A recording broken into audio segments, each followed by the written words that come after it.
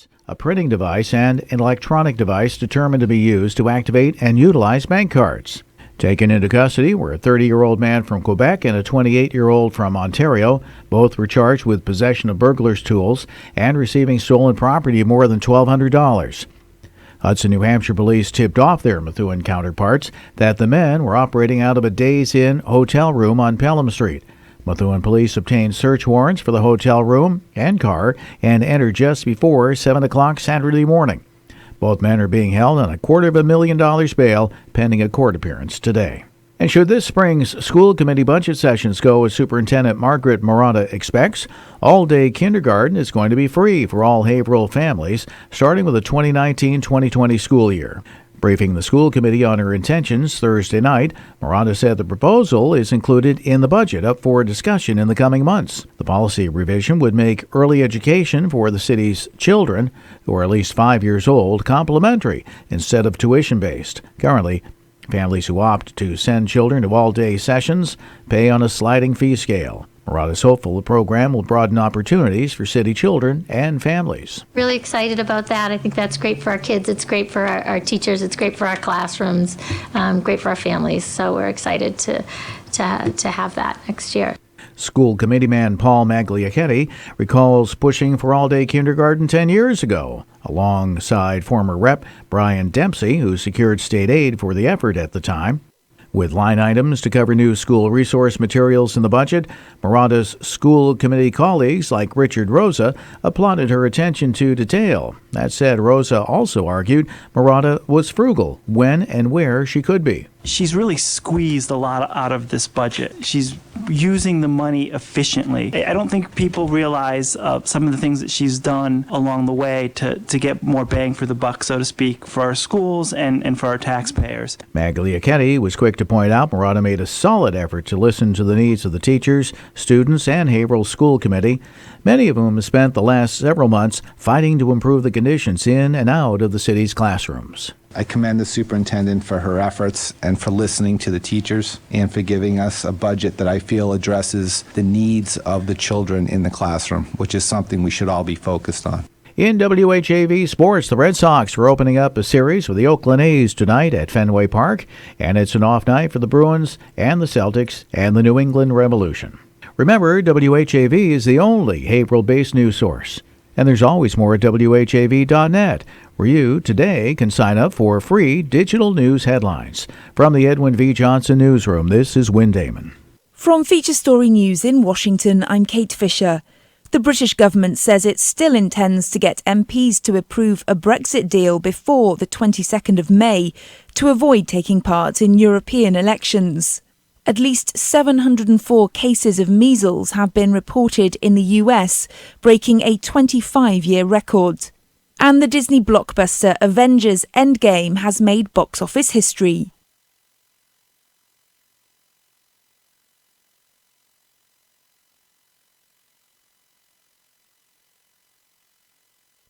WAVE weather.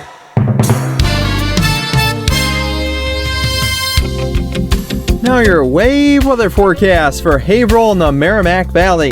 Stray shower early, then widespread rain arriving overnight. A low near 40 and calm. Will be pretty calm through the day tomorrow as well, with rain around before 10-11 a.m. Temperatures just reach around 50 degrees for the day. Temperatures fall back to 37, mostly cloudy, and then middle 50s, mostly cloudy and a light breeze for Wednesday. I'm WHAV meteorologist Brian Ivy. Your next WAVE weather in 30 minutes. Last year, WHAV helped 10,000 nonprofits by broadcasting community spotlight messages. Tell WHAV, and everybody will hear about it on your local WAVE, 97.9 FM, and online all the time at WHAV.net. Broadcasting on the Armstrong FM system, this is 97.9 WHAV. Catch the wave, WHAV, Merrimack Valley. Open mic. From the Edwin V. Johnson Newsroom, 97.9 WHAV FM presents the Open Mic Show with Bill Macek. Make your voice heard. Call 978-374-1900. That's 978-374-1900. And we're back on the Open Mic Show. Another Monday night, 6 to 8 is when we do the Open Mic right here at WHAV.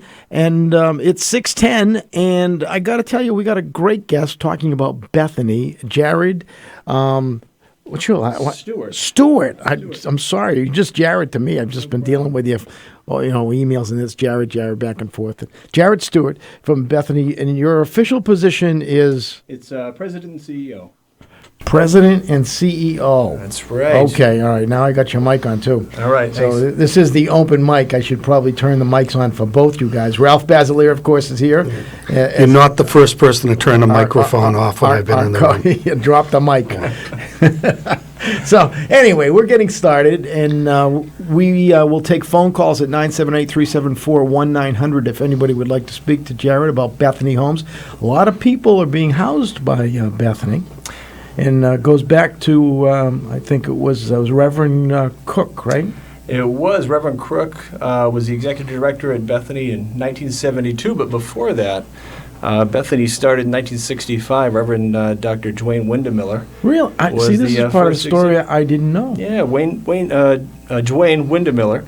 He was a professor at Bradford College and also started Bethany along with a group of local clergy from Haverhill. Okay. So, Dwayne had written a book, actually, we came across a few years ago, and it was really interesting looking back to how Bethany started at that point.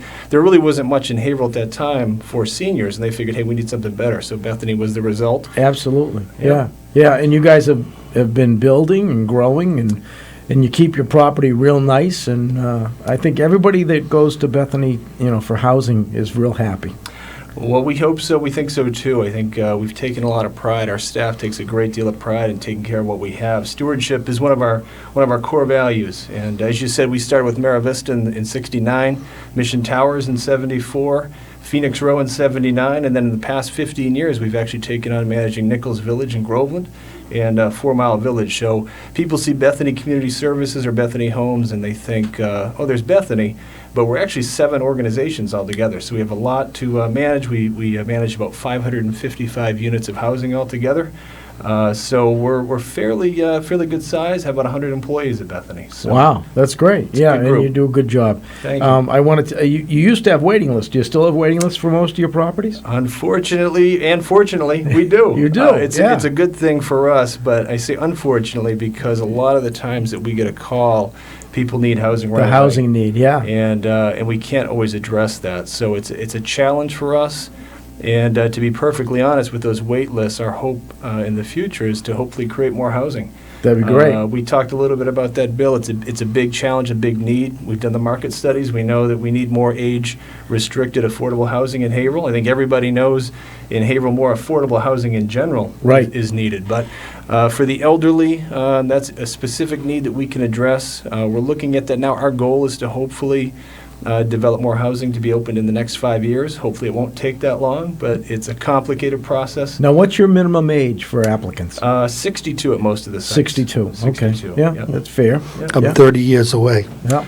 You're getting there. 30 years away. 62. Well, 62 was a lot older.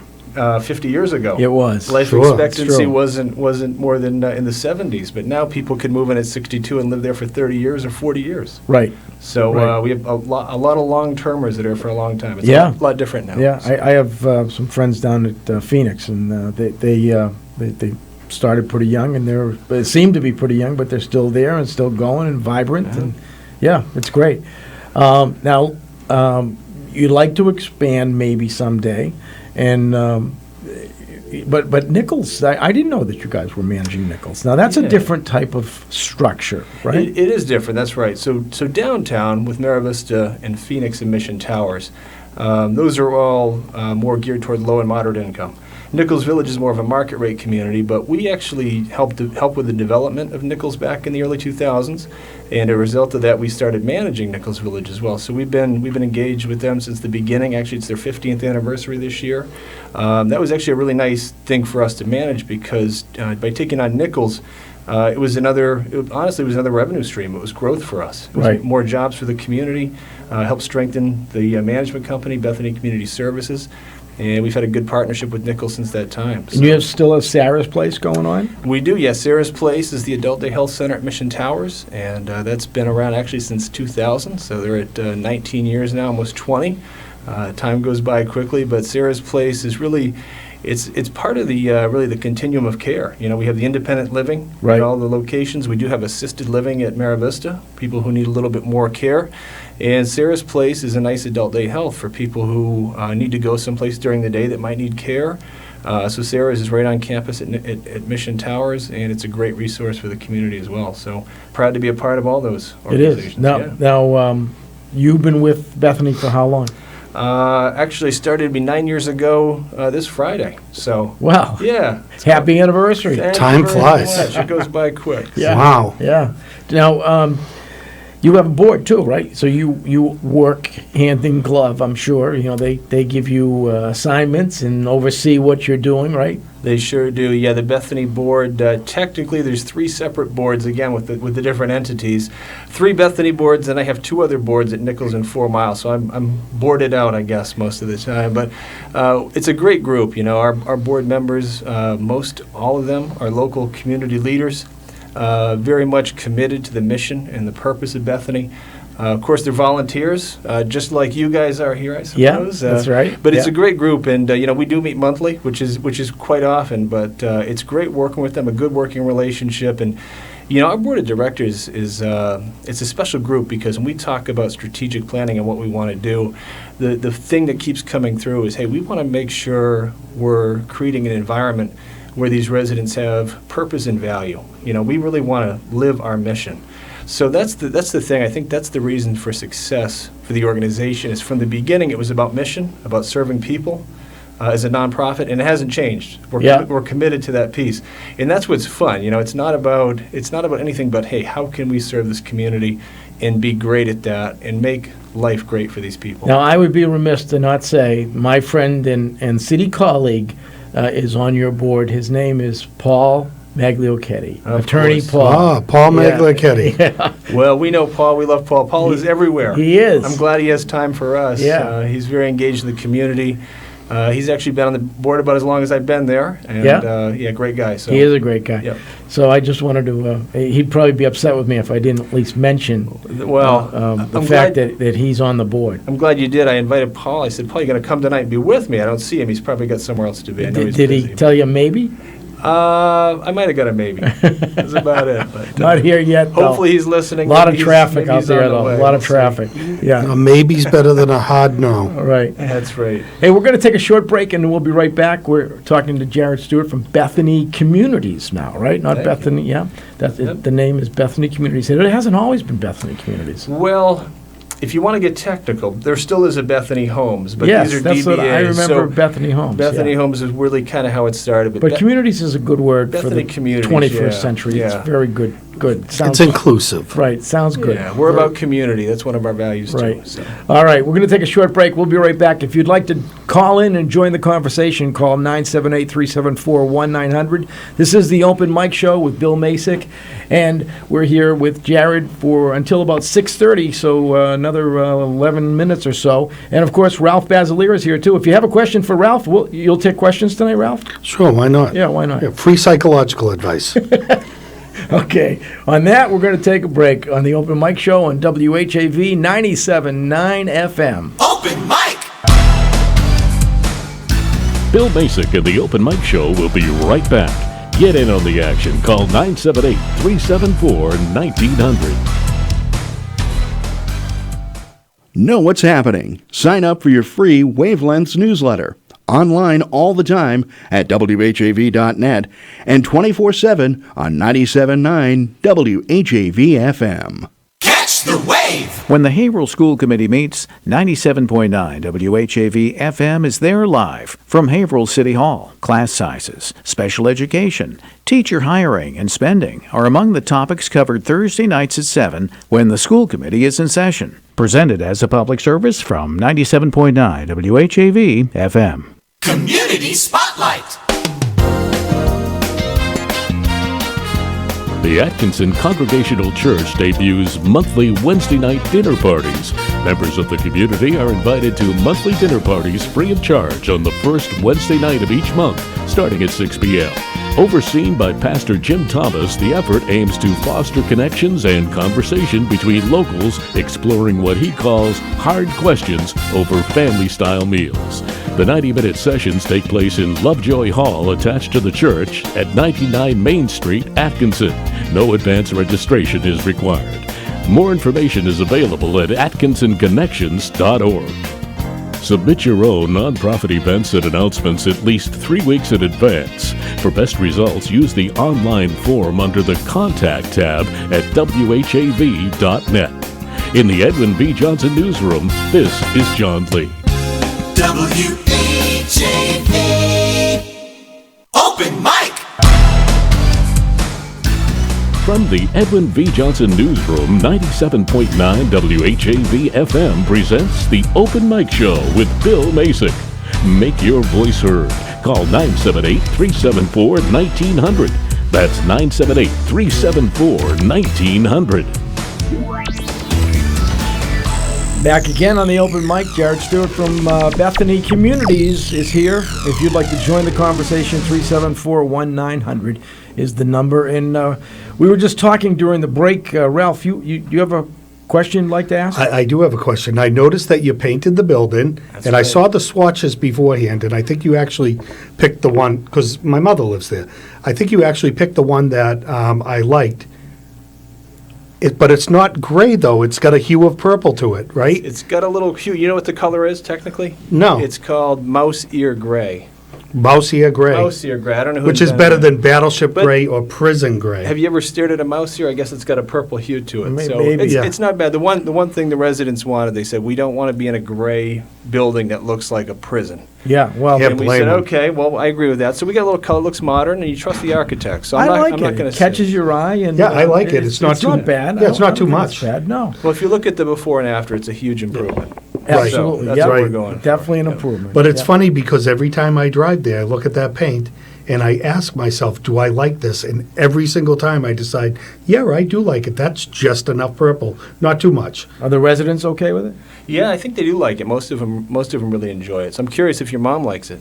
She does like it. Good, Yeah. all right. Purple's her favorite color. Like with It's gray, Ralph. We're like calling with It's most mouse things, ear if- gray, which mouse is ear purple. gray. Mouse ear gray. If they're happy, then I'm happy. That's right. And that's a challenge, right? There you go. That's right. That's That is a it. challenge. Yeah. So you got improvement plans on any of the other buildings? We do actually. The Mara Vista building at 100 Water Street. It was built in 1969, so here we are at our 50th year. And what that means is that original 50-year mortgage is maturing this year. So we're looking at a potential refinance, reinvesting in the property, doing Yeah. some upgrades on Mara Vista as well. In addition to that, we are hoping that we can develop more housing again. I think that's a big goal. So we're exploring options right now. Hoping to put together a proposal that we can get financed and funded and permitted through the city. It's a little bit preliminary right now, but I think again there's a huge need for that, and we're working hard to hopefully make that a reality. That's great. So- If you have the vision and you give it a try, my best guess is you guys will make it because your credibility and everything you got going for you. So. Well, thank you. I hope so. I think, And it would be nice because I was at a meeting one evening. Merrimack Valley Planning Commission laid out some stats for like the next 15 to 25 years. The demand we're going to have for senior type housing, and not nursing home housing. I'm talking upwardly mobile, but senior aged people, and that's what you pretty much provide. Like you said, you have some assisted living. Right. And that's great. I mean, all those things are good, and I would love to see you guys expand. So, You know what I wonder about is the need for 55 plus, and are you guys involved in that? Is that something you're looking at?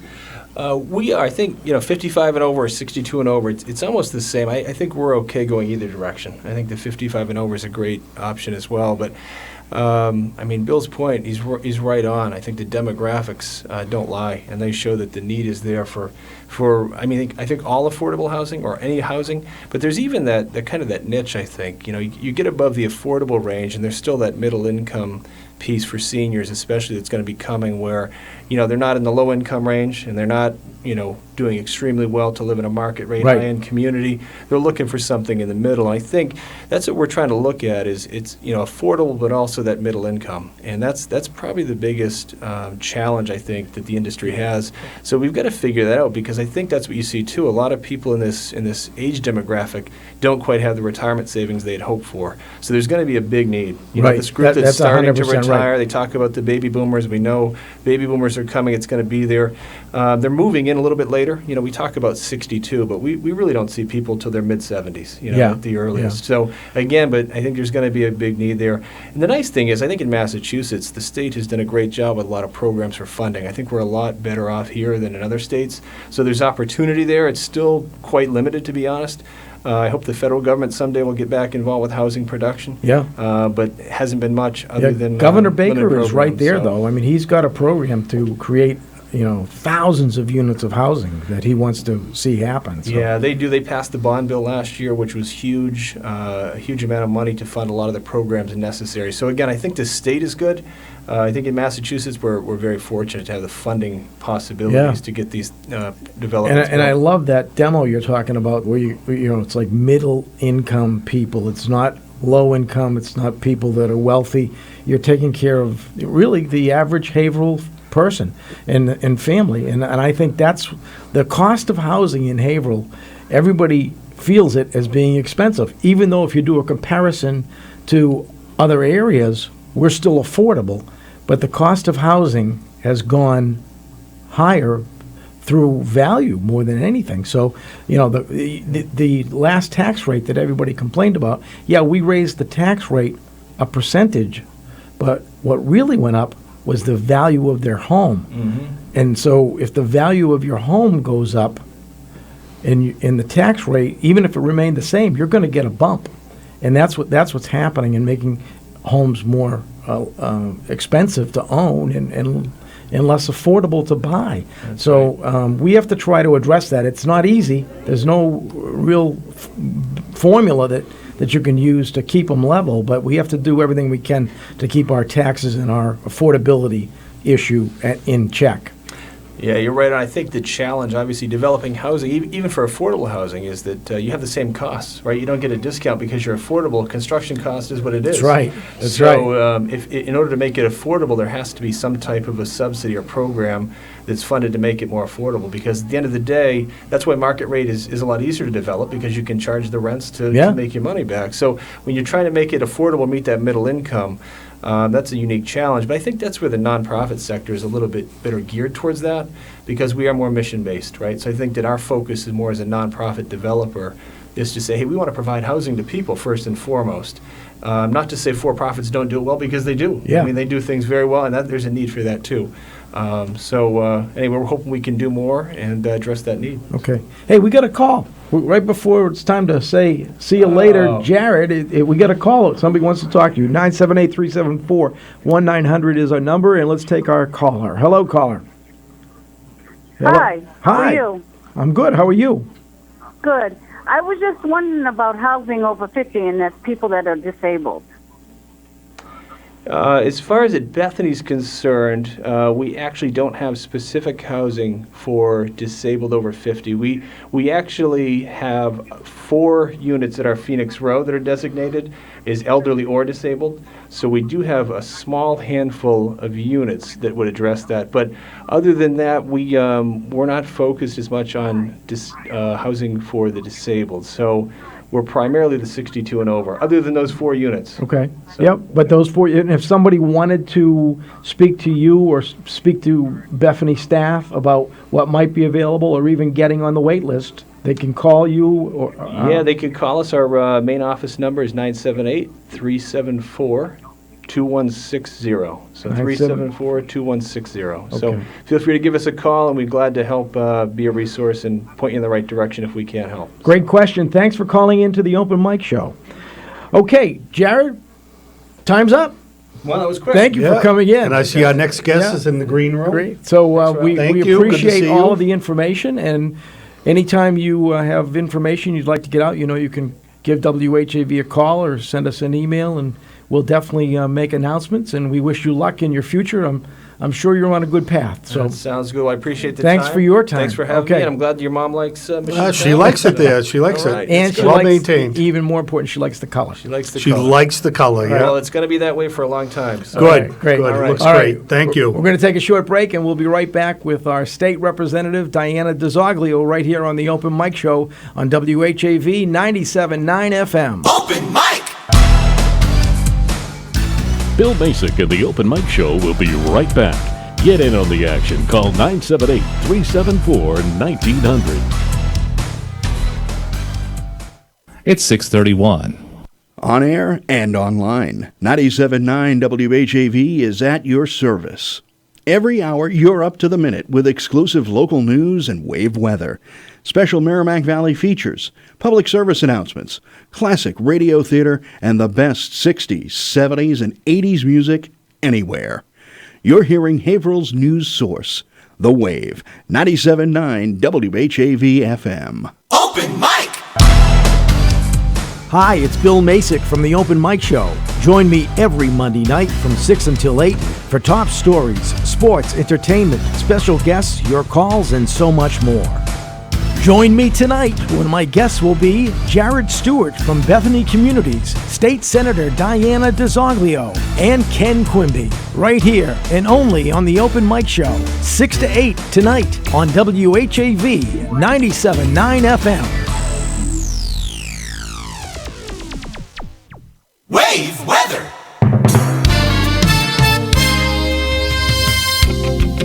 Now your wave weather forecast for Haverhill and the Merrimack Valley. Stray shower early, then widespread rain arriving overnight. A low near 40 and calm. Will be pretty calm through the day tomorrow as well, with rain around before 10-11 a.m. Temperatures just reach around 50 degrees for the day. Temperatures fall back to 37, mostly cloudy, and then middle 50s, mostly cloudy and a light breeze for Wednesday.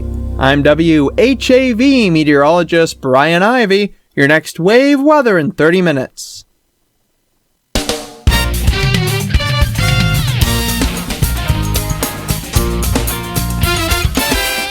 Catch the wave. WHAV. Open mic. From the Edwin V. Johnson Newsroom, 97.9 WHAV FM presents the Open Mic Show with Bill Macek. Make your voice heard. Call 978-374-1900. That's 978-374-1900. Okay, we are back. We are our second guest of the evening, State Senator. I'm still calling you a rep. State Senator. That's okay. That's all right. We're good. You, I am still your representative. you are Just a still different my title these representative days. as a senator, right? Okay, this is the Open Mic Show, and I'm losing my voice, so I'm going to turn it over to Ralph and Diana. Well, we're here with Diana, the real deal DiZoglio. That's right, the girl with more mustard than French's. Good to see you. Very good to see you too. What's Thanks. going on, Senator? Tell us what's happening. You Well- seem to be everywhere. First and foremost, hi to all the listeners.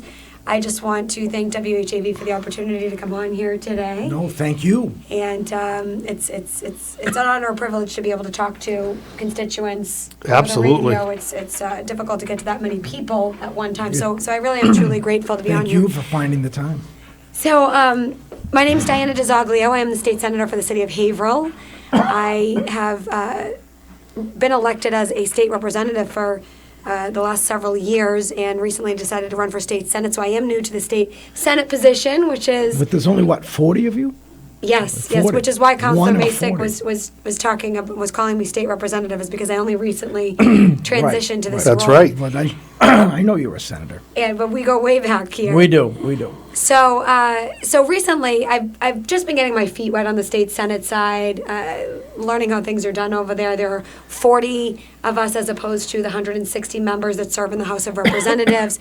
We each have a chairmanship, and I was appointed recently as the chair of the Community Development and Small Business Committee. Great. Nice. Yeah, so as the chair of that committee, I'm really excited because I feel like a lot of times Merrimack Valley doesn't have the voice that it deserves at the state level. And issues such as, for example, the sales tax and how that impacts businesses along the New Hampshire border can sometimes not get the attention that it deserves because other parts of the state aren't experiencing some of the negatives that can come along with something that may be well-intended as far as trying to increase revenue for the state is concerned. Now, I saw the governor wants to change mail order sales tax to any business that does $100,000, and right now it's $500,000. That they have to actually charge me if I order online, and they're in, say, Omaha. They're gonna, when they get to a certain amount, it's gonna, which the government would like to lower it to $100,000. What do you think? You think that's good? Well, I haven't read the proposal fully yet, but certainly I agree with the governor that we need to start to level the playing field. Yeah, why not go to zero? It's probably another proposal that's on the table. Isn't it easier? To be honest Isn't with it you. easier to just say, I think that's where it's going to end up. All mail order is going to be just like buying at a store. But if they have brick and mortar in Massachusetts, they automatically have to charge sales tax. I believe that's the way it is. So all of these issues are going to be actually going, regarding the tax in and of itself, is going to be going through the Revenue Committee. And I look forward to hearing from that chairperson and their committee members about the different bills that are going through their committee. Senator Adam Hines actually is leading a revenue task force in the state Senate right now to identify different ways to increase revenue for the state without negatively impacting the working families in our communities. Right. I think that it's really important that we do consider the fact that every time we try to raise revenue for important services like education, transportation, veteran services, Ralph. You're singing my song. Exactly. Senior services, all of these things.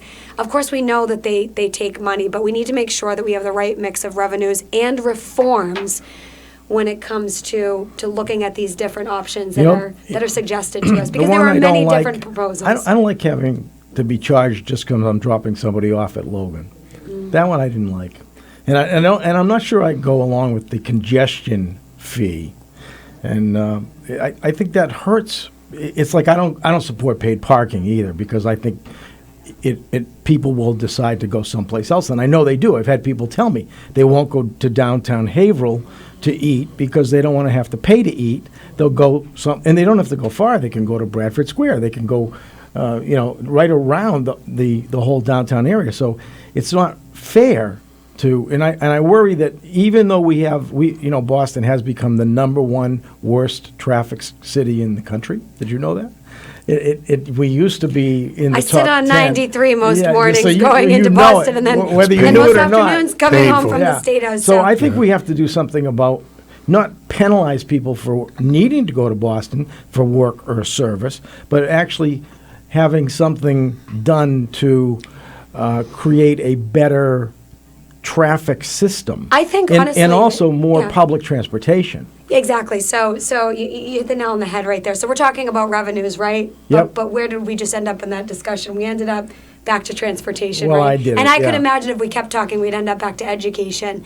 And I will say this: there has been a proposal on the table for the last couple of years called the Fair Share Tax Amendment, and it's better known locally as the millionaire's tax.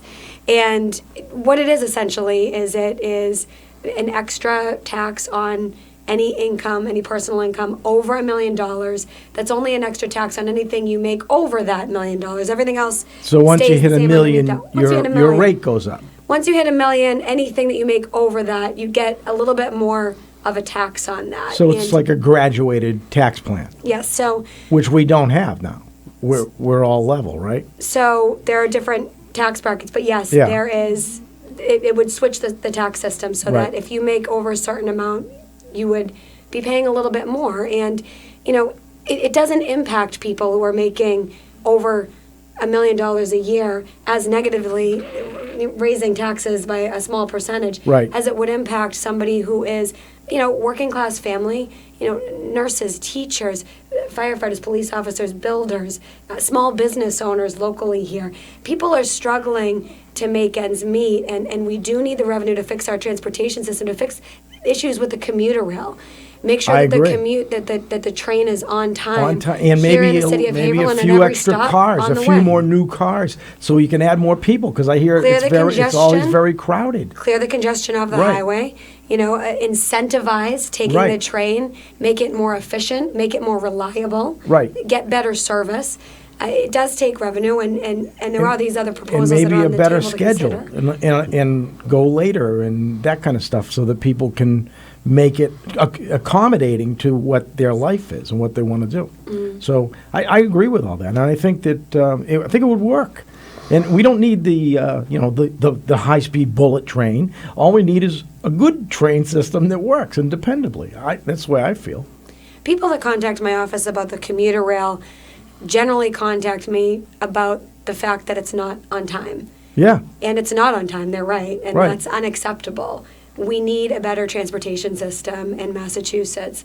And there are multiple proposals that are on the table that are potential solutions for how to get there. Yeah. Good. Good. So- Good. so- Good. so- That's so- all good stuff. Yeah, so we just kind of went on a rant there, Ralph. That's all right. I was just remembering all my days riding the trains around Europe. Some of my best memories. And were they dependable? Yes, they are. They were clean, on time? Yeah. One of the, It seems like the United States has the worst. From what I've seen, I've ridden a little. Boston's, bit in Europe. I don't like to be a naysayer without having solutions, but certainly I appreciate the emphasis that the governor's putting on the MBTA, because really, if you think of it, it's probably the primary reason we lost the Olympics. I mean, there's a real consequence for not having a good transportation good system. public transportation Having system. said that, I also love the train, so I ride it. Yeah. Hey, we have a caller. Let's take our call. Cool, let's take a call. All right. All right. Okay, hello. Hello, Hi. caller. This is Greg over in Bradford. Greg? Yes. Hi, Greg. We didn't lose the Olympics. We did not. I worked as a volunteer leader with Boston 2024. We did not lose the Olympics because of our public transportation system. Okay. We lost the Olympics because Mayor Walsh was strong-armed into signing backstopping any cost overruns, and that's why he didn't do it. Now, that's why he refused it. Now, one of the major opponents who tried to build a political career out of "I killed the Olympics" was a public transportation advocate and said, we're going to get better public transportation if we kill the Olympics. No Olympics and we'll get better public transportation. And where is it? I'm glad I brought it up. Yes. And the other thing that happened, too, I've got a couple more points to make on this. Sure. They kept saying, oh, look at what happened in 2015 when we had 115 inches of snow. Oh, how bad, oh. And we just said, if we get 115 inches of snow in June and July of 2024, I will concede we'll be in trouble. Yes, we would have been in trouble, or we would If we be. got it in June or July of 2024, we would be in trouble. Well, wasn't the availability of housing an issue too? Well, of, they tried to make hotels? that. They tried to make that an issue, that of affordable housing and everything. But that would have opened it. One of the proposals was to build light rail down to New Bedford, Fall River, the South Coast. Yeah. And that would have opened up areas for development for affordable housing along that line. We'll be building it right now. But anyway, I'm also getting to the point about, yes, we're going to improve, and I'm not making this up. And Senator DiZoglio, I'd like to hear your point of view on this. They are putting together, I think, $728 million is being poured into the MBTA for a special project. And again, folks, I'm not making this up, for a fare collection system to replace the one that's already working. Comments? So. Hello? Yep. Hello? Yes. Hello. Okay, I'm here. great. Can you hear me? Oh, yes. Okay, good. So, first of all, thank you for your commentary. It's quite insightful, and you certainly know your history regarding some of the previous incidents. And thanks for bringing up the commentary about the Olympics. Glad I mentioned it. Tying it. It's very interesting, actually, and I appreciate your comments. Regarding the amount that you referred to that would be going towards this proposal, I'm not familiar with it. It's been approved. Yes. Well, did it get approved in the House? deal. In the House side, are we talking about the recent budget proposal that just went through the House this week, or are we talking about a previous package? I think the money has been earmarked already for the fare collection system, and the price is $728 million. But is it in the if you coming don't own budget? a smartphone, you won't be able to get on the T easily because it's so you can tap your toy phone instead of using a Charlie card, although they have to keep the Charlie card system in place for those who don't have smartphones. So I did just get appointed to the Transportation Committee just a couple of weeks ago, and it has been like drinking out of a fire hose. I'm not going to lie to you. I bet. So I would actually ask, if you would like to follow up with me after this at some point this week, and to maybe educate me a little bit more about your opinions on this. I would be very grateful to you for that. I can only do my job if I'm speaking with residents here. My job is to advocate for your concerns at the State House. So being a new member of that committee, I would certainly welcome any perspectives that you have on this so that I can effectively be your voice. Okay. I will give credit to one thing the MBTA did do. Even though they jacked up the parking from $6 to $8, the reconstruction of Wellington Station, so you can park your car there without having and a lot of people from Haverhill do park their cars there. You can park your car there without having to buy new rims for your car once a month. They've done a great job of that. But if you would look at the amount of money for the new fare collection system, that's where a lot of the money is going. Mm-hmm. And they say, well, we'll avoid fare evasion because we're losing $40 million a year. So you cut that in half and you only lose $20 million, but you spend $728 million trying to save $20 million a year. Oh, it's only 35 years and we'll get the money back. And the other thing that also I noted when the Olympics were canceled, the Green Line extension was in severe jeopardy of ever having been built. Mm-hmm. And it was cut back radically after the Olympics were canceled. So to say the Olympics were canceled because we have a bad public transportation system, that doesn't make sense. The idea was to make it a catalyst for us to improve it by 2024 and force the state and the MBTA to improve it. I want to be clear that I didn't think that's the only reason that it was canceled, but I had been under the impression, quite frankly, that it was a contributing factor. No, as a matter of fact, Boston has, believe it or not, a decent, if you compare it to Atlanta, I went to the Olympics in Atlanta, and they have this beautiful brand spanking new public transportation system. That's the good news. The bad news is they don't know how to run it. And it became an international joke. At least Boston's subway, most of the time, and commuter rail, most of the time, it works. Well, Greg, you seem like we could be a good policy advisor for your local representatives here. So thank you for Diana, calling if in somebody, today. whether it's Greg or somebody else, wants to reach out to you, where your office number, your contact It's all information? online. It's all online. I know where to find you. Great. All right. Beautiful. Okay. Well, I look Great. forward to hearing from you. Thanks All again right. for calling in. Thanks, Greg. Thanks for your call. Thanks, Greg. We're going to take a short break right now. It's 6:49. This is the Open Mic Show. Bill Macek, Ralph Basiliere, and State Senator Diana DiZoglio. We will be here until 7:30, I believe, right? You got time for us? 7:15. 7:15. 7:15. All right. I have a 7:30 meeting, but all I'm right. here. So Here we till have her till 7:15 on the open mic. So if you have a call or question or comment, you can call us at 978-374-1900. We'll be right back on the open mic on WHAV 97.9 FM. Open mic! Bill Macek and the Open Mic Show will be right back. Get in on the action. Call 978-374-1900. Boston stations aren't tuned into the Merrimack Valley, but you are. 97.9 WHAV has your local WAVE weather around the clock. Keep it on 97.9 WHAV. Did you know radio still reaches more than 93% of people of every age, every week? It's a fact. 97.9 WHAV Merrimack Valley audience averages 93% of everyone. As other media cuts back, folks in our area are turning to 97.9 WHAV for local news, information, and the best music anywhere. And 97.9 WHAV listeners know our business messages are more credible, more trustworthy than other advertising. Learn how 97.9 WHAV connects your business with more people than all other local media combined. Call 978-374-1900, 374-1900, or online anytime at WHAV.net. WHAV Open Mic. From the Edwin V. Johnson Newsroom, 97.9 WHAV FM presents the Open Mic Show with Bill Macek. Make your voice heard. Call 978-374-1900. That's 978-374-1900.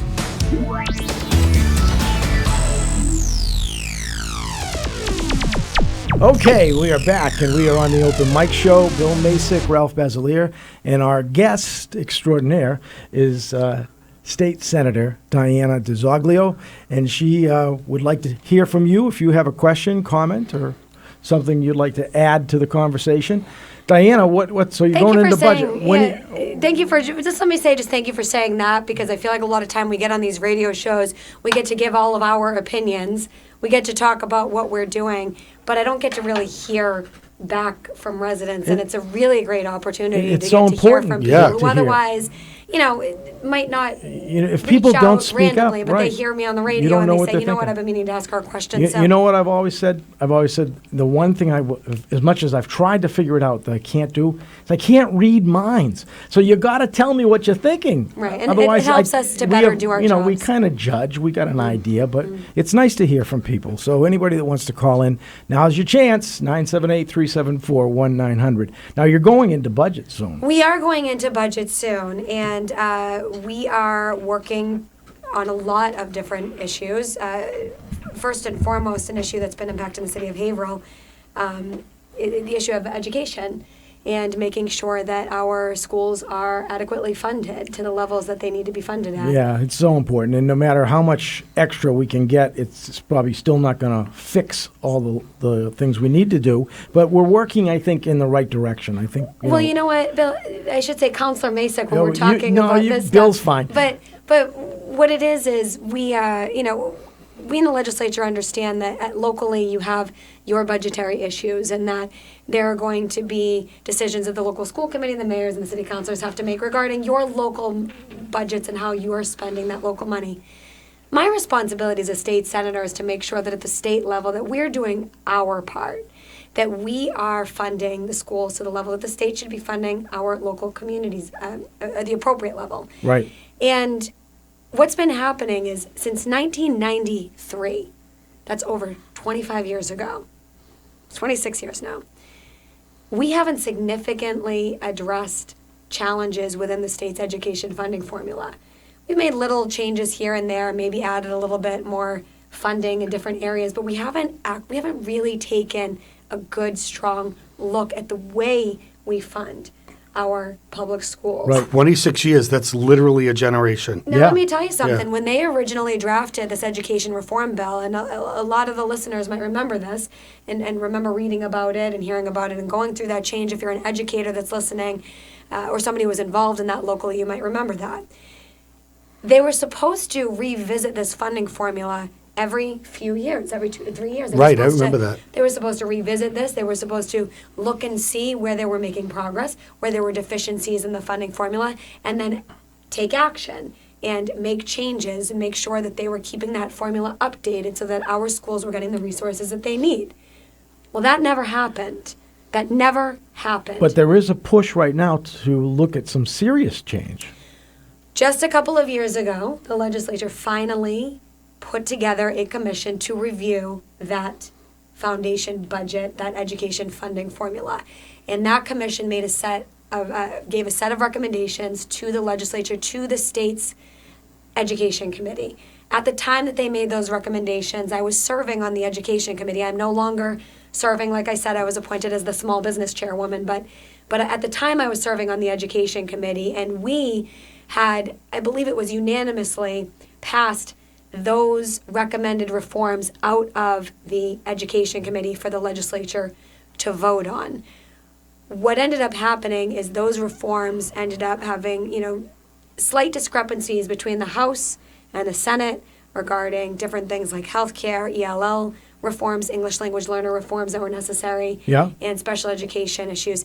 And it didn't make it across the finish line last legislative session. So this session, one of the top priorities, if not the top priority that they're working on right now, that we're working on right now, and I say they meaning the Education Committee right now, is making sure that we address some of the shortfalls in the education funding formula, not just address some of these shortfalls in the way we fund education, but also look to increase funding for our local communities so that it's not coming out of your local budgets when it's a state mandate. And it's tough. We have so many needs in different departments in the city that it's really hard for us to kind of cut up the pie in a sense, because everybody, like the school people want it all, and different, public safety people that are in support of that, they want it all. But they have to understand, we have to make tough decisions. The mayor makes the tough decisions. The city council can only vote and approve the money. We can't appropriate. So we also have that handicap that we really can't. We can advocate, but we can't appropriate. There are a lot of needs across the board, and certainly the challenges that you face at the city level are similar, a little different, and I rely on my relationships with the councilors to understand more what's going on at the city level. At the state level, we've been underfunding public education annually by over $1 billion. That's what that commission review informed the legislature about. And I would say, because that was a couple of years ago, they did this study and they made this recommendation to us, that we're probably upwards of $1 billion, almost at $2 billion by this point, underfunding the state education system. Wow. Now, that's trickling down to communities like Haverhill. Right. We have to find the money if we don't get it from the state. Right. So a little extra help this year would help, Diana. Yes, well, you're trying to get a little bit more than a little. Yeah, right. A little bit more than a little. Right. And then maybe start changing it up, even if it's not in one fell swoop, maybe over a period of time, the percentage increases or something. So, anyway, I'm not telling you how to do your job, but I'm just hoping that we can get a little bit more for education. You're a constituent. Let me know what you think. I can tell you, I've never voted against one dime of appropriation for schools or for public safety, because they're so needy in the sense that they're not getting properly funded. We need to take care of those departments. So there's a bill, it's called the Promise Act, and it was filed by a colleague of mine, Senator Sonia Chang Diaz, who was the Senate Education Chair for many years. And she did a tremendous job in identifying some of the shortfalls that needed to be, some of the gaps that needed to be filled, and is seeking with her bill to increase funding significantly across the board for Massachusetts public education. There are some things that I would like to see added to that, in addition to what the Promise Act seeks to do, such as making sure that communities like Haverhill would benefit greatly from that bill. So I'm supportive of that bill and what that seeks to do for cities like Haverhill. What I would like to see added to that bill, however, is some language that would assist my regional school districts who are having significant challenges in the same areas that we're having challenges here in Haverhill, but whose funding formula is a little bit different. They have told me that they need to see a little bit more in addition to that bill. So I've been contacted by the teachers and school officials and others in the city of Haverhill saying that bill would really help the city, would really help the school system here. And I'm strongly supportive of those efforts in that bill. Those are schools like Whittier Regional and Pawtucket Regional in your district? Yeah. Greater Lawrence Technical, is that in yours? Yep. So those schools would benefit tremendously from this bill. But I've had a lot of schools reach out and say, we need a little bit more added to that and a couple of different language Well, I think technical the fixes. thought process is that many, or not many, but at least a percentage of the kids should probably go to a vocational school rather than a traditional high school and on to college, because they're more suited in who they are, their brain power and what they do and can do, is to get them into vocational where they can do extremely well in their life, but they don't need to take that traditional college route. Right. And we're very blessed in this area to have those choices available. Right, exactly. And So we Whittier need to Technical School is doing a fabulous job. Make them available. It's a shortage More of plumbers. available. Right. It Yeah. costs more to see a plumber for an hour than it does to see a psychiatrist. And It's- believe me, speak- I've hired both in the last week. I know. Speaking about but an it's true. hour, we're at the top of the hour. Oh, here we go, We're going to yeah. take a short break. We'll be right back for a few more minutes with our state senator, Diana DiZoglio, on the Open Mic Show on WHAV 97.9 FM. Open mic. Bill Macek and the Open Mic Show will be right back. Get in on the action. Call 978-374-1900. It's 7:01. WHAV LP Haverhill.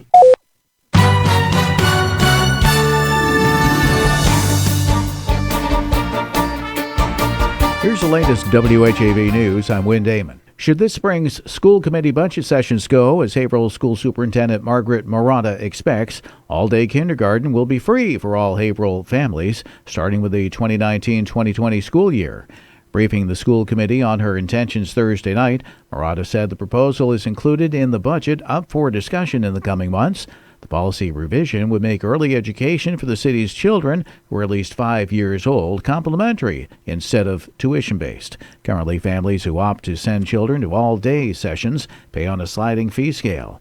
Morata is hopeful the program will broaden opportunities for city children and families. Really excited about that. I think that's great for our kids. It's great for our teachers. It's great for our classrooms. Great for our families. So we're excited to have that next year. School committee man Paul Magliacchetti recalls pushing for all-day kindergarten 10 years ago alongside former Representative Brian Dempsey, who secured state aid for the effort at the time, according to Magliacchetti. With line items to cover new school resource materials in the budget, Morata's school committee colleagues like Richard Rosa applauded her attention to detail. That said, Rosa also argued Morata was frugal when and where she could be. She's really squeezed a lot out of this budget. She's using the money efficiently. I don't think people realize some of the things that she's done along the way to get more bang for the buck, so to speak, for our schools and for our taxpayers.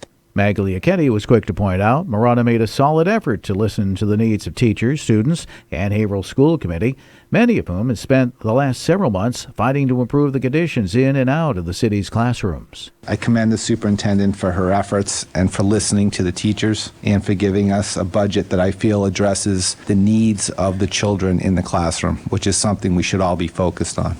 Longtime Haverhill police officer Daniel Trokey is ready for a change at City Hall, so much so he's throwing his hat in the ring and running for mayor next fall's municipal election. During a Thursday night meeting of the Haverhill Republican City Committee, attended by Republican Party Chairman Jim Lyons and former Haverhill Mayor William Ryan, Trokey confirmed his candidacy and ushered in his campaign with the slogan, "Time for Change." A Haverhill native, Trokey is a married father of 2 young children. He currently serves as vice president of the Haverhill Police Patrolmen's Association and works as a patrolman in the city's Acre and Mount Washington neighborhoods.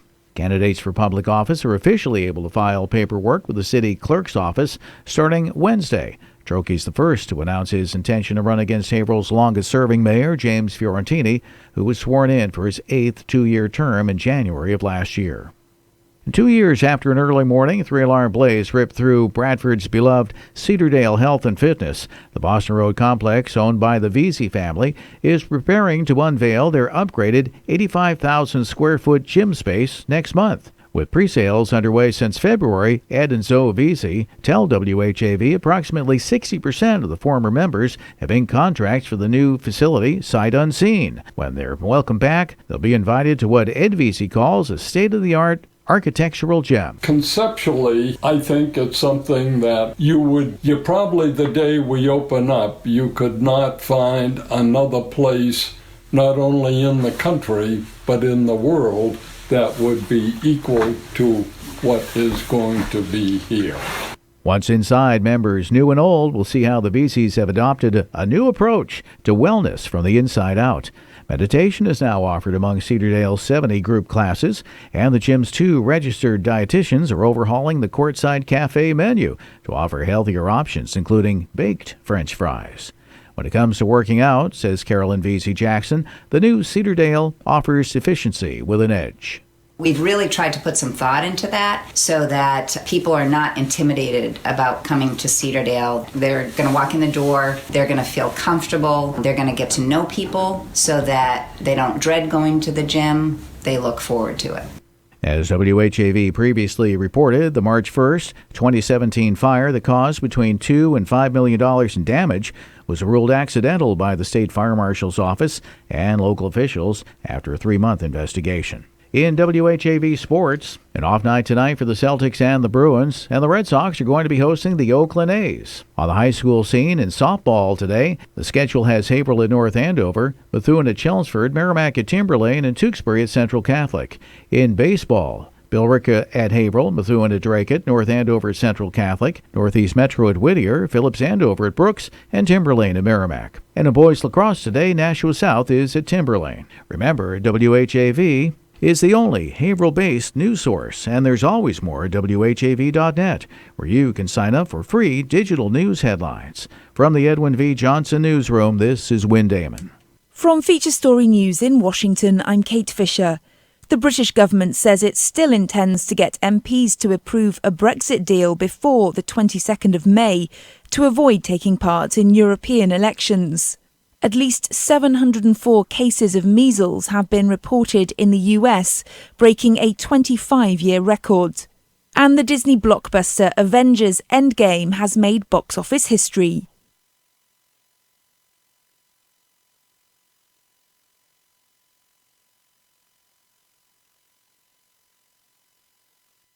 Wave weather.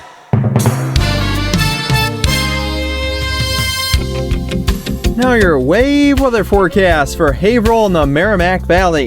Stray shower early, then widespread rain arriving overnight. A low near 40 and calm. Will be pretty calm through the day tomorrow as well, with rain around before 10-11 a.m. Temperatures just reach around 50 degrees for the day. Temperatures fall back to 37, mostly cloudy, and then middle 50s, mostly cloudy and a light breeze for Wednesday.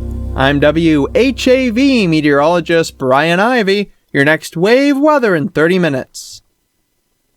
Local information and the best music. This is Public Radio for Greater Haverhill and the Merrimack Valley. 97.9 WHAV. Broadcasting on the Armstrong FM system. This is 97.9 WHAV.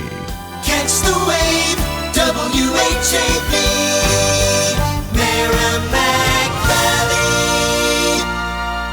Open mic. From the Edwin V. Johnson Newsroom, 97.9 WHAV FM presents the Open Mic Show with Bill Macek. Make your voice heard. Call 978-374-1900. That's 978-374-1900. And we're back on the Open Mic Show. This is your final segment that you can call in at 978-374-1900 to speak to State Senator Diana DiZoglio. She's here for just about 6 or 7 more minutes, then she's got to scoot to another meeting. Right? That is correct. Yep. She's. But I'm here for a couple of minutes. Busy. Do you ever stop? I do. You sleep yes, once in a while? Yeah? I do sleep. All right. I do. Okay. Not much these days, Not but much, I do sleep. Yeah. Well, your energy level is fantastic, and you're always working and helping out Haverhill and the surrounding communities that you represent. You do a great job. Thank you. Yeah, congratulations on your senatorship. Thank you. Yeah, are you happy with that? You like it? Meeting I am. new friends. Yeah, but I you've got am. all your old friends in the house. Yeah. You know, serving as a state representative for 6 years was a tremendous opportunity and a learning experience, and I got to really get into how everything works at the State House. I had already known because I was working as a legislative aide there before I decided to run, but being a state rep in a non-leadership position at the State House, right? You're a community leader, but you're not in leadership at the State House as a rep. So you get a chance to sit, to absorb, to learn, to listen, to read, to really delve into the policy initiatives, and taking that experience, being a state representative, and taking the experiences of that, moving them over to the state senate. It's been a tremendous opportunity. It's great. Well, And I'm happy to have you I have there. all those years now with me when I'm to rely on, right? Exactly. Yep. Pick the brains. Yeah. Yeah. That's great. So it's an exciting opportunity. Well- As a state senator, I have Methuen, Haverhill, North Andover, Merrimack, Salisbury, Amesbury, and Newburyport. So I have 7 cities and towns. You know what they all have in common? It's what? I'm glad you asked. The Merrimack River. Yes. Yep. And you did You know what something. else You they got all some have in funding. common? The same State state Senator. senator. Diana, the real deal DiZoglio. Speaking of the Merrimack River, I know we only have a couple of minutes here. You but got some generator great- money. Yes, thank you. That's right. Yeah. So we have been having an issue with combined sewer overflows into the Merrimack River. Yep. It's been a real issue when storms happen, when the power goes out, when the water levels get too high, that our water treatment plants are actually, the infrastructure hasn't, it's really old. The infrastructure is just old. So the sewage system is allowing for all of the sewage to pour into the river when we Right. have a storm or when the power goes out.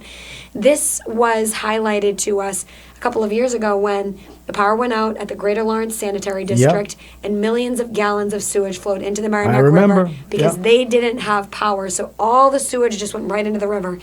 And the Eagle Tribune, I believe, and WHAV had both covered this tremendously. Right. Yeah, a it's lot been- of it's work been covered. in covering this, and you know, it helped the legislators and the local officials like you, Councilor Macek, to really see this tremendous need that we didn't really realize maybe that was there before. Yeah. Maybe you did because you've been around for a little Well- bit longer, but for me, I really didn't realize that this was happening. So we there was a bill filed to get some funding for a generator in case the power goes out. That was filed by our previous state senator in a bond bill. But what was happening is that money wasn't being released by the administration.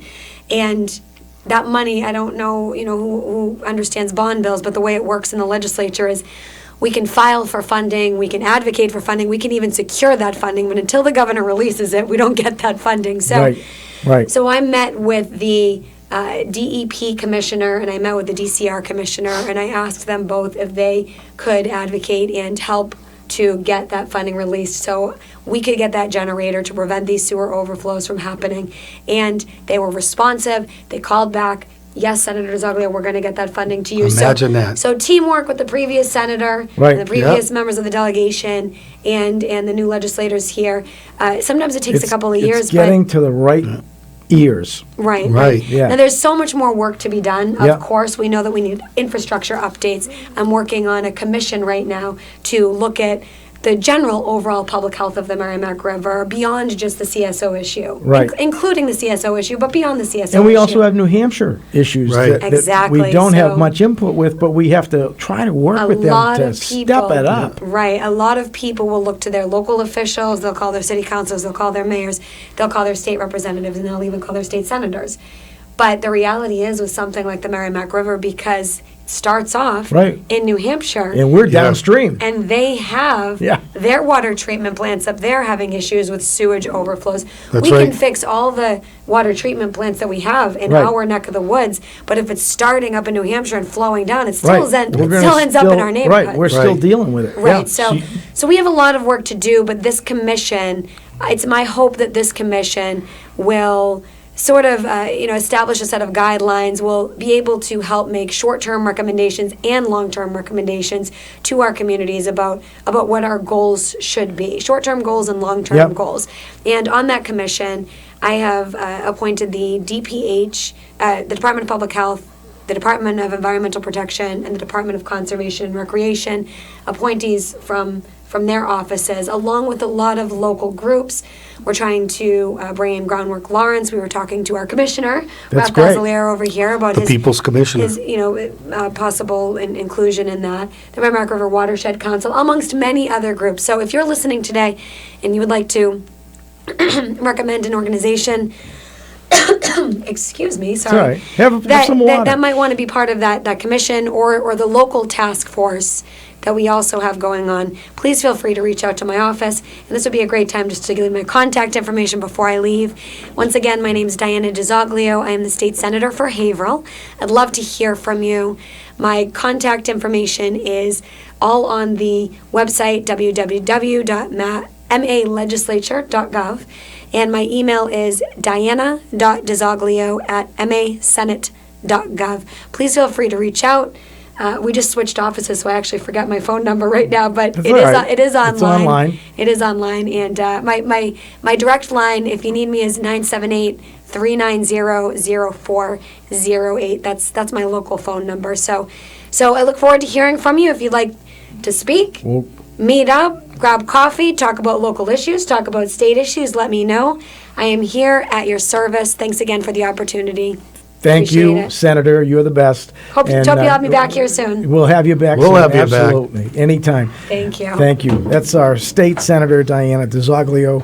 And we're going to take a short break, and we'll be right back with our next guest, Ken Quimby, on the Open Mic Show on WHAV 97.9 FM. Open mic. Bill Macek and the Open Mic Show will be right back. Get in on the action. Call 978-374-1900. WHAV is on Facebook, on air 24/7 and online all the time. This is 97.9 FM, WHAV. Catch the wave.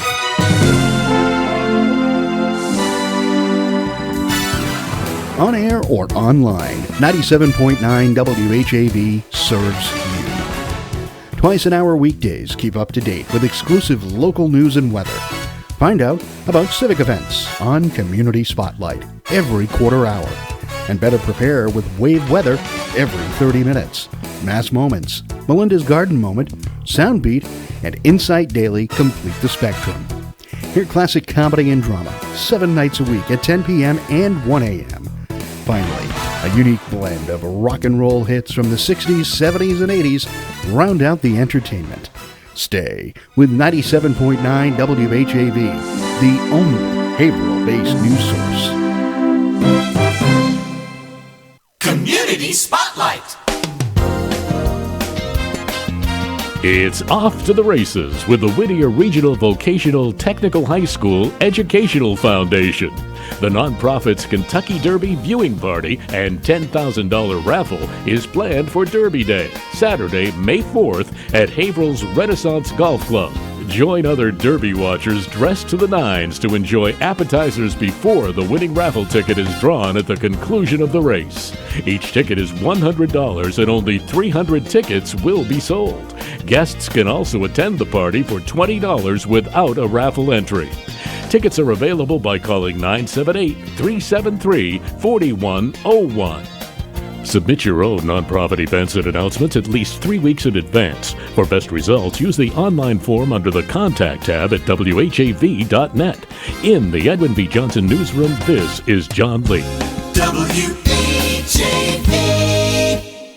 Open mic.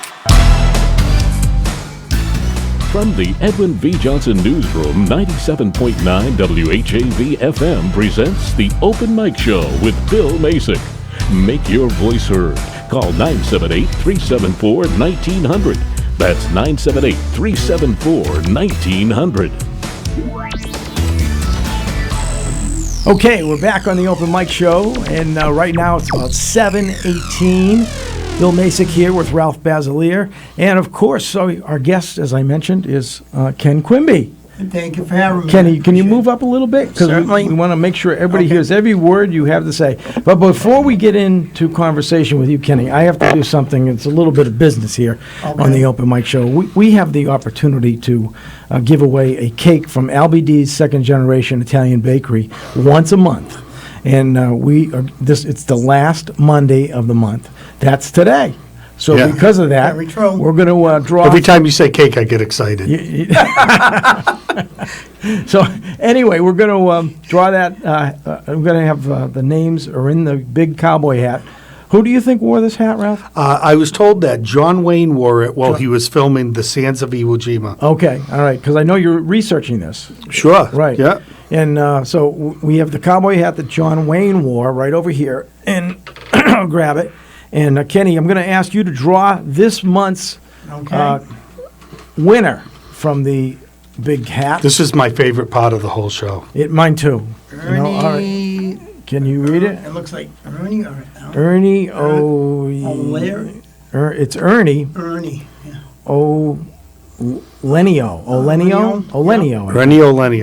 Ernie Olenio from Haverhill. Yep. You have won the cake from LBD's Second Generation Italian Bakery. Congratulations. Which is located, LBD's is located in Bradford Square. They've got their own personal free parking right in front of their bakery. It's a great place to be, and even if you never win a cake from there, you should do business there on a regular basis. It's a great bakery in Bradford Square right on South Main Street. So we want to thank LBD's Second Generation Italian Bakery for the cake that they will provide to Ernie Olenio, and we're going to do it again. So if somebody has a birthday or anniversary next month, and that will be, we've been doing, so this is May now, we're going into May, so we want June birthdays Right, to be June. drawn at the end of May. Time flies. Yeah, doesn't it? Certainly does. Yeah.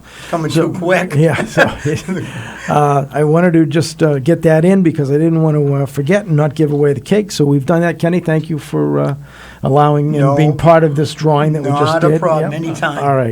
All right. So let's start talking about Kenneth Quimby Jr. Is it Junior? Yes, it is. It is Correct. Junior. Man right? about town. Yeah. Kenneth Quimby Jr. You have a middle initial that I don't know? E. Everett. I ain't afraid of saying Kenneth E. Quimby Jr. Yes. Is that the way your name will appear on the ballot? Yes, it is. All right. Are you going to run again? Yes. All right. Are you here to It's announce? official. Yeah, it's official. You have Yes. official announcement I'm on. officially- I know you did it on Facebook, Right, but I know you and I have spoken about coming in now because you wanted to let the listeners and viewers for WHAV know that you're running for election to the City Council. Haverhill City Council. Right. Officially, I am a candidate, and I know the papers will be released later this week. I'm going to try to be. I probably won't be the first one, but that day, Wednesday, I'm going to get going on. You got to get your papers and get Yeah. your signatures. And, And, I think the official date is May 1st. Yes. Yeah. Wednesday. Yeah. Wednesday. Wednesday. Yeah. Yes. So I'm looking forward to it. Well, there we have it, an announcement. There you go. Another candidate for council. Right. Yeah. Congratulations, Ken. Thank you very much. So You're I welcome. think the official announcements are a handful so far. We don't have a whole lot of announcements. No. But they will come once the papers come out. And then what else would you like to? Okay, so you've been around, I know, Right. You know, I mean, you are. I'm a decade. You have been old going to council meetings and since- viewing and listening, and once in a while you help out, and you know, And I enjoy doing it. And I you're- was on once right. I before. served with you. Yes, Right. exactly. And I liked it. And I enjoyed enjoyed those it. 2 years. Yeah. Absolutely. Yeah. And, So I wish you luck. Thank you very much. And, Appreciate it very You know, much. it's always interesting. You never know. I never You know what's going to come up but- for issues and everything and stuff that goes on. But do you have some things that you'd like, if you're back on the council, some things you'd like to try to bring forward? Well, there's a couple. I'm going to be redundant. Some is the public safety, but we need it. Police and fire. Absolutely. And you councilors, I want to thank the councilors and the mayor right here. You're funded for the generators. Thank you very much. You We're getting there. Yeah, they're not all in, but we're yes. close. Are these at the firehouses? All the firehouses, yes. Much yes. needed. And thank you to the mayor and the councilors who supported the funding. Thank you. And thank you, Jim, very much. Jim The Farrington nice thing and is the councilors. that we have somewhat turned the corner from when Mayor Ferrantini took over. Right. He's in his 16th year right now. So, I mean, we were shutting lights out back then. We had no money for even generators to keep the lights on. Right. But little by little, he has turned the city around Right. financially, and a lot of other good things have happened in the For city, sure. which brings in additional revenue and construction and development. Look, when he took over, all the factories downtown were still just boarded up factories. Oh, yeah. Now, Right. For now sure. they're almost all housing. Yes. Right.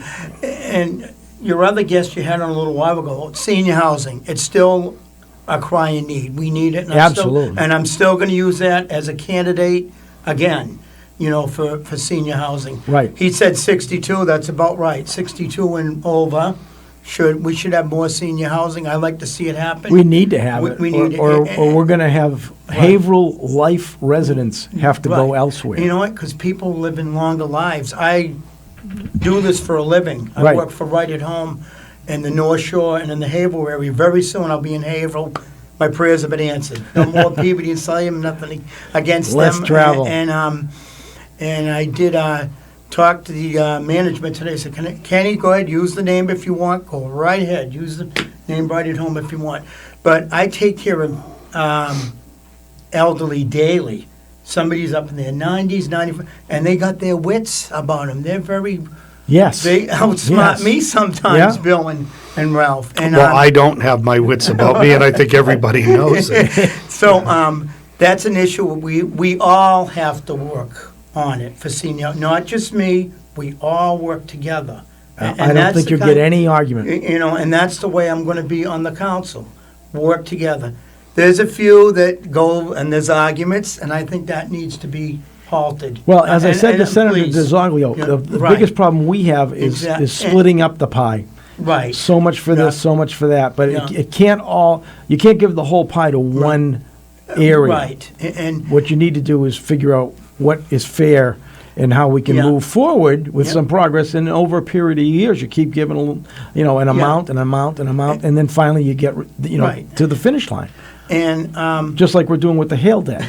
oh, please! I wish that would go away. Well, I like we're- to wake up some we're morning getting and see closer. this- You know, this bill. budget issues are And it's are going to be different. interesting. I'll just say this because I was hoping for the Vietnam Commission to get some state funding, and a lot of state funding was in fact obtained for worthy veterans causes like VNOC and homelessness. Yep. But I did not see our name there, and that's kind of disappointing. But that's a really good example of how no matter what issue you're talking about, there's only so much of the pie. Right. Exactly. Well, the same thing And you with have to with prioritize. the school roofs, School And roofs. I We only was- got a roof for Moody. We didn't Right. get the high school. We wanted the high school more than any. And Oh, that's from the state, right? Recently, right? Yeah. Right. and I'm glad we're going to go forward and fix some of the school roofs. But another issue I am going to jump on is the fire stations. We need to fix those too. That needs to come forward too. We need to fix besides. them, and we also have to think about And honest- forward thinking. Right. What And- kind of Bill. what kind of facilities do we Right. need Right. in the future? Not maybe in a year or two, but let's go Yeah. 10, 20 years ahead so that we have the proper facilities. The trucks are getting bigger. We have Yeah, a problem trucks are with where bigger. we can even And- house our own trucks now. And thank you. I'm glad you brought it. I talked to Chief Liberty a couple weeks ago on an event. He says, you know what? He says, Kenny, the High Street and Bradford are getting outdated. We need to. They are. And there's we a need concern to- about their right. floors, because their floors, Exactly. we're going to need to do Right. So- a study on them to see if we can even put a new truck on those floors, or if the Right. floors, the Right. truck's going to be in the basement, because they have basements. Yeah, you So don't want that. You don't want the floors to collapse. You know what I see in a lot of Western Massachusetts and in New Hampshire, and I don't know what the difference is, but with Homeland Security money, these grand public safety buildings have been built. Most especially fire departments, but police departments as well. I wonder if there's Homeland Security money available for a large centralized station. Something to And look then where would into. you put it? Right, exactly. You're right. I always thought the there was Saturn talk dealer about- would be the best place in the city. That's where there was talk about across the street Exactly. from the Saturn dealership. Oh, really? Is So someone's listening to me. Well, Yeah. no, that's been good. Yeah, that's been for years. You Oh, probably all right. just heard it and you Yeah. don't remember. Oh. But, That could be. but it's close to 495 Right. and gives you And access 125. to a lot Right. of the parts of the city. That's yeah. right, yeah. Yeah. Exactly. So that's going But to we're happen. so big, we probably need to think about not just one, but we may need to Right. Well, you're still gonna need some ultimately have outlying a plan. stations, Have yeah. a plan. Yeah, right. And do some upgrades in some of the ones we do have. So Yeah. anyway, Yeah. So- that's a good public So those are some public of my- service is those are some- definitely an Right. area we have to Those are keep. my issues as a candidate. Right. It's not. It hasn't changed from the last election. I haven't changed. No, It's you still haven't. Gonna be You've always what I been want. there. Yeah. And I'm going to stick to my morals and stick to my Right. guns for the people. Now, And- was your dad a firefighter? Yes, he was. Yes, I thought. 30 Oh, years, that's 30 right. 30 Yeah. years. And, Yeah.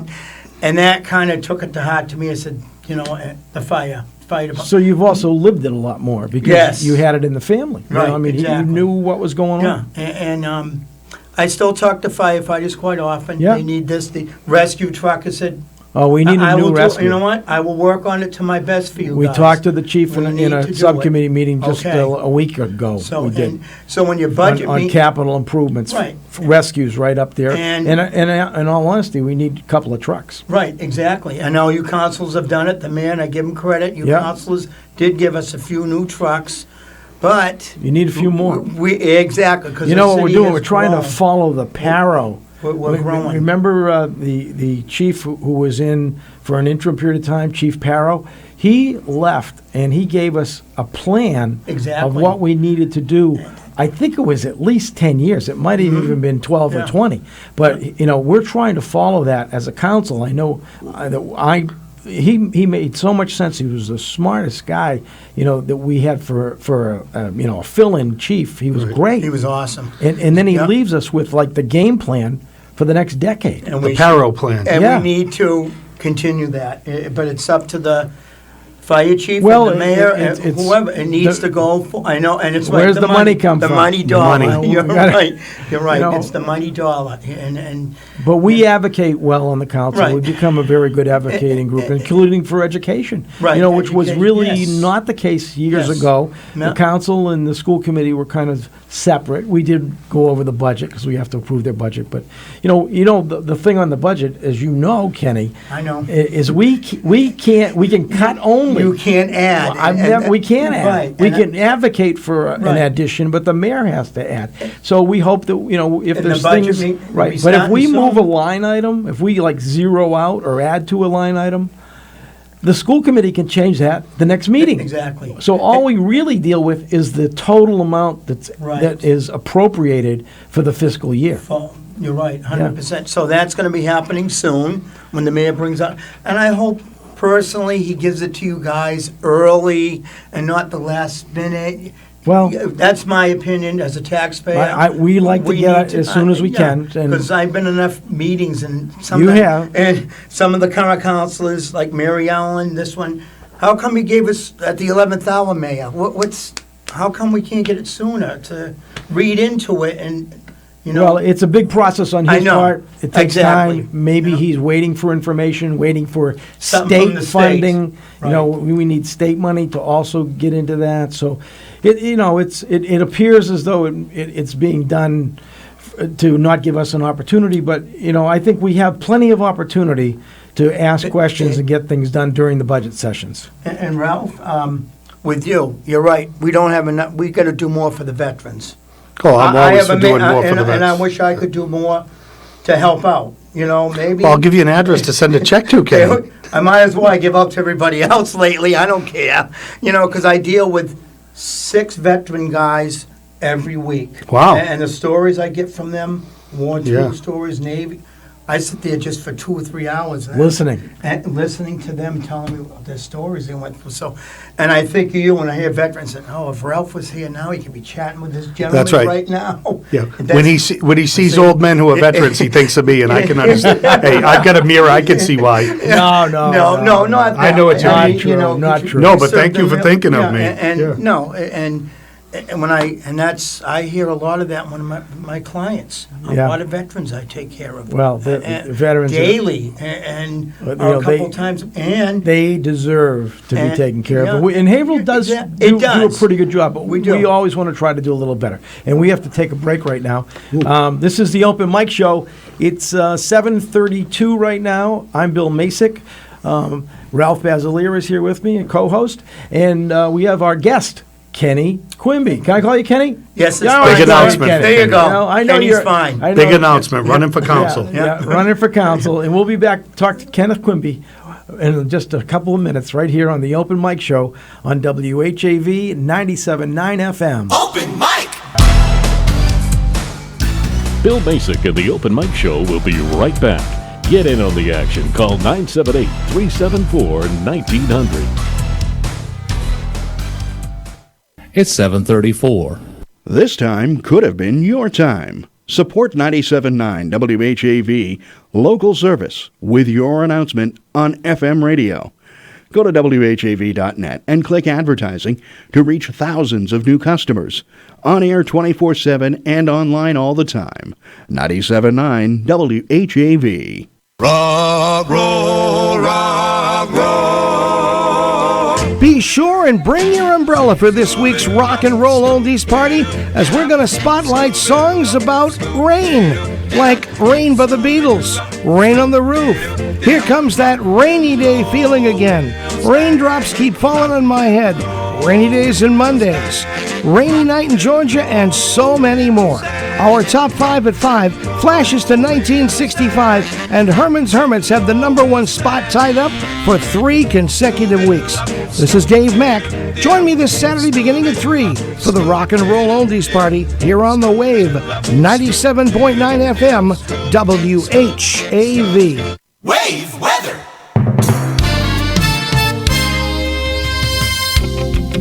Now your wave weather forecast for Haverhill and the Merrimack Valley. Stray shower early, then widespread rain arriving overnight. A low near 40 and calm. Will be pretty calm through the day tomorrow as well, with rain around before 10-11 a.m. Temperatures just reach around 50 degrees for the day. Temperatures fall back to 37, mostly cloudy, and then middle 50s, mostly cloudy and a light breeze for Wednesday. I'm WHAV meteorologist Brian Ivy. Your next wave weather in 30 minutes.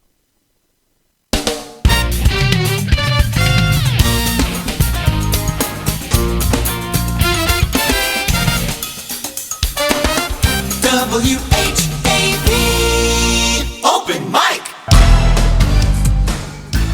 From the Edwin V. Johnson Newsroom, 97.9 WHAV FM presents the Open Mic Show with Bill Macek. Make your voice heard.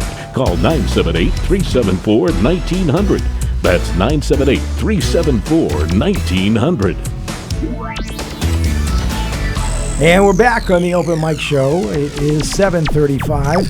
Bill Macek, Ralph Basiliere, and our guest, Ken Quimby. How are you, Kenny? I'm great. All right, Thank you're you, ready sir. for another run? I can feel good about it. And for those of ready you to go. just joining us, Ken is announcing officially on WHAV that he is going to be running for the City Council in 2019, and you'll be sworn in 2020. Can you Yes. believe we're already in 2020? Yeah, It's that's just what I mean. This year's blows flying me already. away. The century's flying.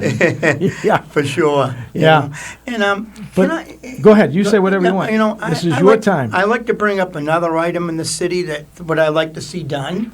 This is something that I like to see. Each month it seems like we have culture. Something for Black History Month. Something for Irish Month. Right. I'd like to see if the mayor and the council approve a flagpole. I'd like to put it on in front of City Hall, and each month or every other month put up A flag. flag for each For each group. The Dominican. That's a nice the idea. Pride flag. Yeah. Because nobody else does it. Yeah. And I like to see Haverhill get on the map. I like to see it done. I don't know if It's an excellent idea. If my idea goes to a council and put it on Well, the agenda, or talk to the mayor. I like What to you see really it need, somebody has to write a proclamation. yeah, Usually they come from the because- mayor. You'd want the mayor to probably, Yeah. say that this is Yeah. either This is- such and such a day, such and such a month, And- however we do it. Greek, Right. all the cultures in the city. I'd like to see it done in the future, and I think that's a real nice because it's, gesture. Yeah.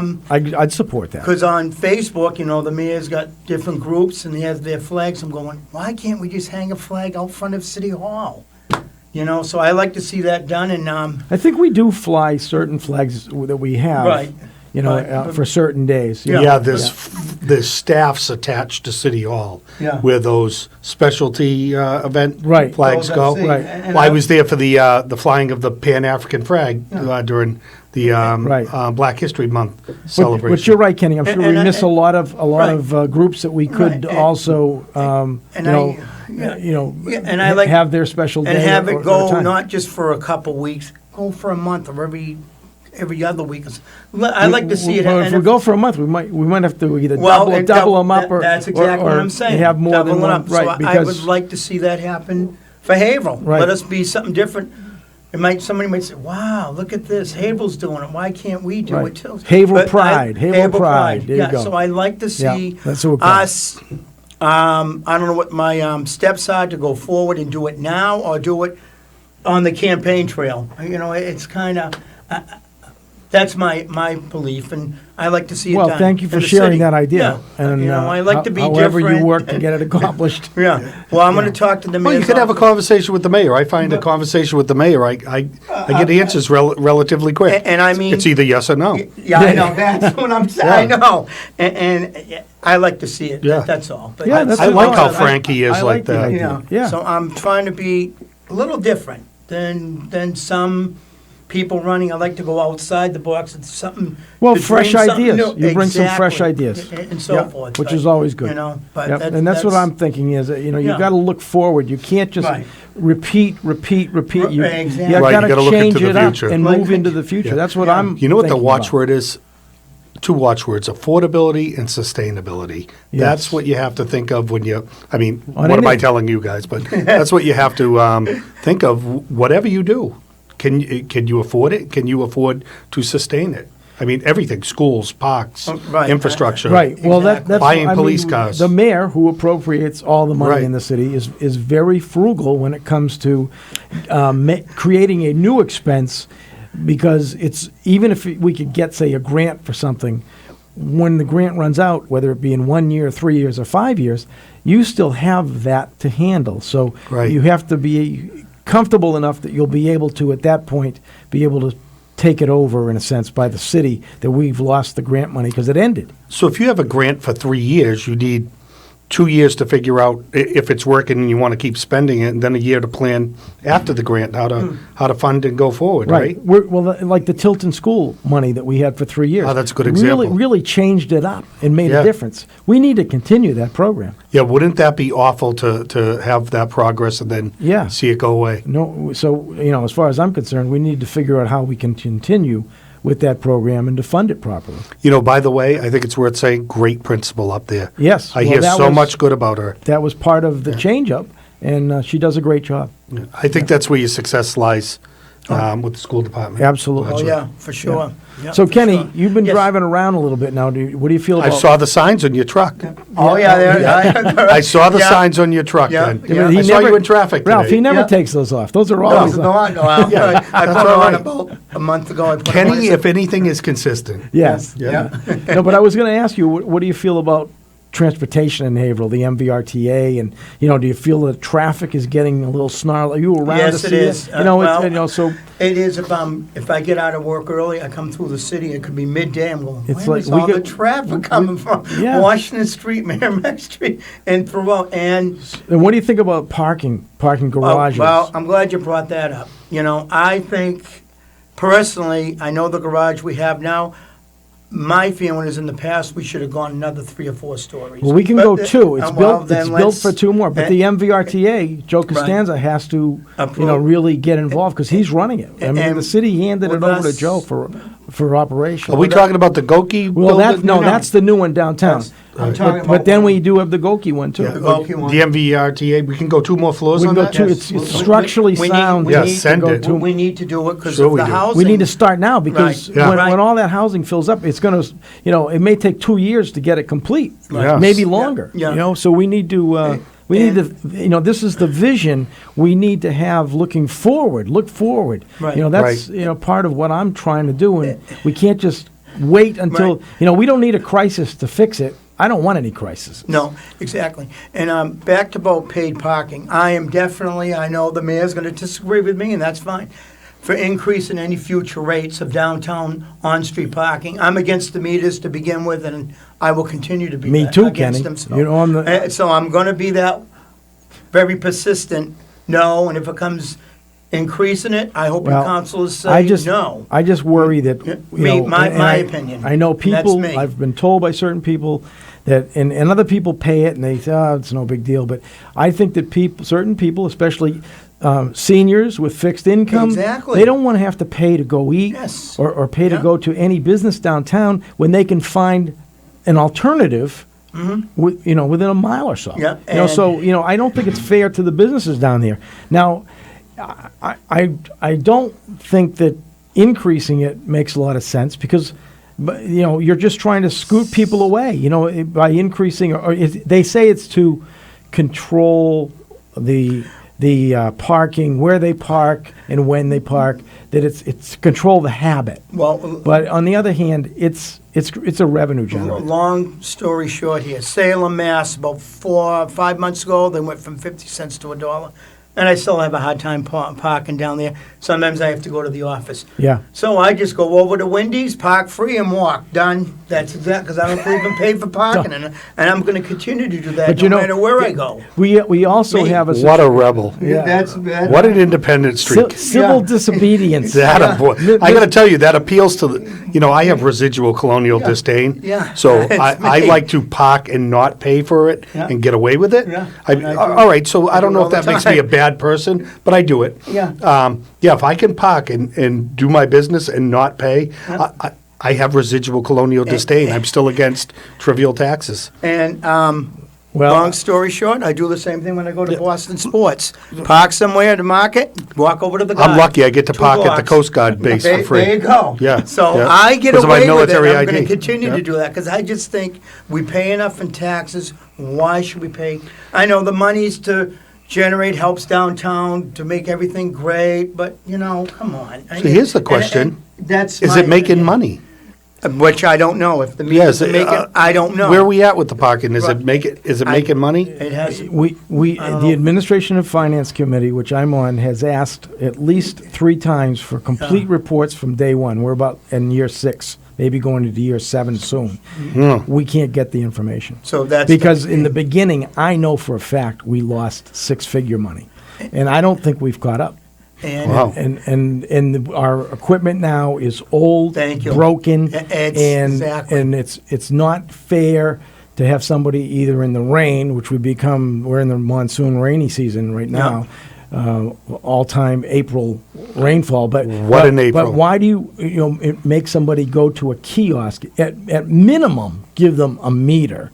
And the smart meters today are very smart and can take credit cards that you can use cell phones. You could, the people even that police them, for people that are not paying properly, they do it remotely, wirelessly with equipment that they know what's going on.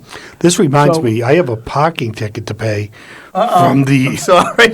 from the MBTA. Yeah, Really? I parked. Of course I did. I parked. I didn't pay. I went downtown for lunch and I got caught. So I paid. Oh, I no. actually just sent the ticket in. I think you got, all right, so you did pay it. Of course I paid it. Yeah. Otherwise, Well, I got you- caught. Otherwise, you couldn't renew your license. I would've I got gone- caught. So I have to pay. I park on Washington Ave and walk. Personally, and I do it enough times, so that's another story. I don't care. But that's Washington Ave doesn't have parking. No, so it's, it doesn't. It's just posted like it's, 2 hours It's minimum. just outside. Yeah. That's Yeah, signage. that's it. That's what That's it. people say. Yeah. Oh well, Exactly. Newburyport's at $1. Well, but they're not because their streets are just sign enforcement. That's all it is. Their surface lots are $1 an hour. Now, see- and they just built a new parking garage. Exactly. It's not open Yeah. yet. No, but it yeah. looks nice and I once hope again- not to have Newburyport's parking problems anytime soon. Wow. Really? Yeah, Newburyport's horrible to find a spot. Wow. It, Wow. it may Go- be, but Ralph, go to Salem, Mass. Oh, It's horrible. Salem- Oh, I know. It's Another- horrible Salem's daily. horrible. Yeah. 5 days a week. Weekends you are all set, but Mondays through Friday. Today took me 20 minutes to go around. Well, Salem's the county seat, so a lot of Right. because of the courts down And there the and, stuff that's going on registry now. and Right. creates additional traffic. It's a fun town. Yeah. Oh yeah. Yeah. Very bottleneck. Hey, we got to take one more break. All right. Wow, time's flying. Time is flying. Great conversation here with Ken Quimby, who's just announced that he will be running for city council in Haverhill. And we're going to take a short break as soon as our producer comes back. Oh, he is there. Okay, He's back. He's behind the screen. Okay, and Chris is going to give a little business break, and we'll be right back on the Open Mic Show on WHAV 97.9 FM. Open mic. Bill Macek and the Open Mic Show will be right back. Get in on the action. Call 978-374-1900. On air and online, all the time. 97.9 WHAV FM. WHAV broadcasts more Greater Haverhill news more often than anyone else combined.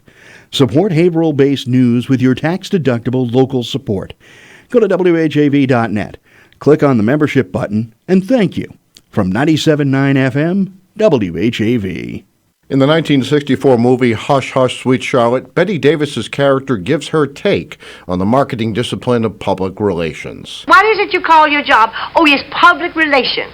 Sounds like something pretty dirty to me. All joking aside, some businesses underestimate the value of good public relations, but it plays an outsized role in an organization's success. In fact, marketing guru Guy Kawasaki says it offers organizations among the highest returns on investment. Contrary to advertising, he argues, brands are built on what people say about you, not what you're saying about yourself. Underwriting nonprofit WHAV's local news and information service demonstrates your community goodwill and attracts loyal new prospects. Small dollars, big audiences, and giant results. Call 978-374-1900 for more information. WHAV is good PR. WHAV Open Mic. From the Edwin V. Johnson Newsroom, 97.9 WHAV FM presents the Open Mic Show with Bill Macek. Make your voice heard. Call 978-374-1900. That's 978-374-1900.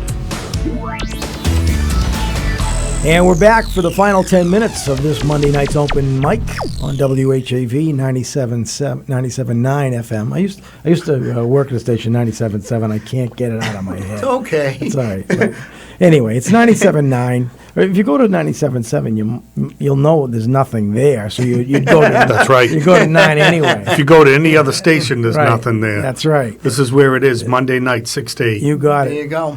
Yeah. So, Kenny, you're Yes. running for council Yes. again. You got your signs going. You got Yeah. everything in line. Yes. You've talked a real nice platform of the things Yes. that you'd like That- and I'm to gonna- work on. yes, And exactly. Anything else? Pretty much, not at the moment. Not at the moment, I'm but- going to continue. You got to as I save go. some for your speeches, Yeah, right? I know, exactly. You got to save some for your exactly. speeches. I will. What do you think you watch the council, you come almost every night unless there's a My team, yeah, certain my team you like. the team's down the drain this year. Don't mention them because they're not a real local team. Yeah, exactly. Yeah, or I go on vacation. Let's stay away from that. But other than that, It's okay. you've attended more council meetings than probably anybody in the city. 1982. 82 And I you think started. probably 20 or so, maybe 25 meetings I missed. So you love this city. That love shows it. it. I And love you it. know a lot about it. Yeah, And, and you just need to get your hands And you're on it. frequently the best dressed guy there, too. Oh, there's more. Right. There's more colorful suits coming. I'm going to shock everybody. Good. I'll be always I'll be either taken out in handcuffs and say, "This No, guy's listen, weird." Kenny, with the Or suc- it's different. with I the wanna be suc- different. with the success of Bohemian Rhapsody, get away with most anything you want. Exactly. Yeah. There you go. So, Yeah. and I know I'm going to get some heads turning when I just bought 2 new suits, and eventually I wear, and one of them they're gonna look at me. What do you Wow. got on, Kenny? All right. I'm waiting to Here see we go. that. Yeah, you'll see. That's nice. And so, yeah, You had a couple of. You still have last time you bought suits, you had a couple of sharp and suits I still have that I but- kind of but, went, wow, look at Kenny. I got two more bright ones. They're a little bright. You might have put sunglasses Well, it's on. summertime, and change them up. summertime. Exactly. But you have all, you've been so responsible. You've always been the guy to like to put the air conditioning on guys for need- us. yeah, and I you don't you mind come doing- in, you do so many The, things for us. I Barbara, I mean, want to thank you Yeah, Barbara publicly. sometimes needs the audio tapes done. Yeah, yeah. And then Dana and Mike says, "What are you going to do if you're elected?" I'll say, "Mr. President, can I go put the tape on?" Nah, I'm only kidding. I'm only joking. We'll be fine. You know. Listen, I'm not going to take sides in anything, but last week Yeah. I had to meet a couple of councilors about a fundraising opportunity that had presented itself for the Vietnam Memorial. Yes. And I'm watching at home and I'm like, they're almost done with the meeting. I'm going to go. And am I glad I did? It was quite the show was Tuesday Last night. week's meeting was It was a lot of fun. it was a great example of Is it? community at work. Right. Oh, yeah. That's what it was. That's And democracy. It was democracy Yeah. at work, Yeah. and we right. had I thought a very good council. I enjoyed that council meeting. Oh, as did I. There was It there sparked- was it- you know little sparks a little dialogue. There Sure. was a little combative, a little bit Yeah. push and shove. But you know what? Ultimately, we got everything resolved. Well, you know what? Reasonable people can disagree, or they can disagree and agree to find a solution that's mutually beneficial. And that's what, you councils say. Jim Ferentini says, let's work together. And Right. that's what- You're going to have your That's what you disagreements. have to do. If I get elected, I'm going to have disagreements with Jim, and I'm going to agree.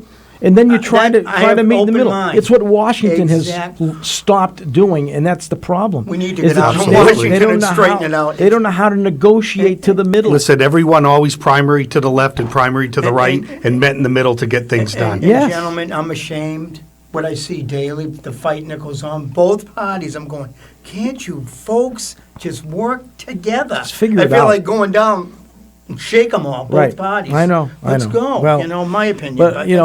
I love being, in Haverhill because Right. it has a political pulse. It People does. do care. Yes. And I think that it makes us better at our job because we know that we have to do it right. We can't just, mail it in or do things that are less than scrupulous. I'll just put it that way. They're unscrupulous. And I think that there's none of that in Haverhill. No, no, whatsoever. As far as transparency, availability, we're all there. Exactly. We're not, and we have to be. Because we get rated every 2 years. You're representing the people of Haverhill, and that's, Right. So So anyway, yes. I think we are moving into the 21st century finally, after about 19 years, and I think we're also stepping it up in a lot of different areas, and I hope you're in agreement with that because Yes, you I am. have to sometimes spend a little money, reroute what you're doing. The old tradition changes, but overall, I think Haverhill's a great place to live, and we have a lot to offer. Right, exactly. And I know we're going to be going in a few minutes, but over the weekend, 6 people I saw at the store. Kenny, what are you going to do about our cable company? I said, hey, I don't want Comcast either, but guess what? We're stuck. What do you want me to do? We are, at I least like to initially, see- but I'm not sure how long we're stuck because I like to see us. there's look a at Tuesday companies. night. Yeah, Councilor tomorrow. Bevilacqua actually Tomorrow. is bringing in another company that Good. wants to propose Thank you. municipal I'm all for it. broadband with Good. fiber. And that's- And John Mitchison John's has the one that also started. brought the first one Good. in. And Okay. so, I remember hearing John talk about that now Yeah. that you mention a it. while Yeah. back. And Wasn't too long ago. so there And I may like to be see it. some good that's what options I for want. what they call cord cutting so that you can, Exactly. Yeah. get it for less money and get as good or better product ultimately. exactly. And it also will provide a service to maybe entice some businesses into the city. 'Cause You know, we need if to we grow. had fiber into the business parks and commercial areas, then it would be a lot better and more affordable for them to get what they need to run their And operation. that's what we also need that I left out.